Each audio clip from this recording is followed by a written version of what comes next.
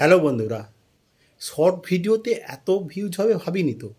যাই হোক, আজকে স্পোকেন ইংলিশ ক্লাসের যে ইউটিউব শর্টে একটা জিনিস বলতে চাই। গতদিন বলেছিলাম একটা ছাত্রকে যদি আমি জিজ্ঞাসা করি আমি গিয়েছিলাম ইংলিশ বলো, সে কিন্তু 3বার মাথা চুলকাবে। কিন্তু এটার জন্য কোনো কঠিন পরিশ্রম লাগে না। গো ভার্বের পাস্ট ফর্ম জানলে সেখান থেকে আমরা আমি গিয়েছিলাম বলা যায়। I went.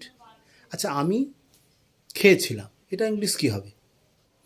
I ate. এটটা কোথা থেকে এলো? না, ইট ভার্বের পাস্ট ফর্ম হচ্ছে এট, এটিই। ইট বানানটা হচ্ছে ইএটি, ইট, আর তার পাস্ট ফর্ম হচ্ছে এটিই।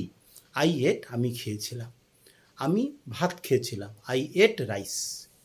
হ্যাঁ, আমি তরকারিতে ভাত খেয়েছিলাম, I ate rice with a curry. আরে এত সহজভাবে ইংলিশ শেখা যায়, কিন্তু আমরা সবাইকে এটা বোঝাতে পারি না।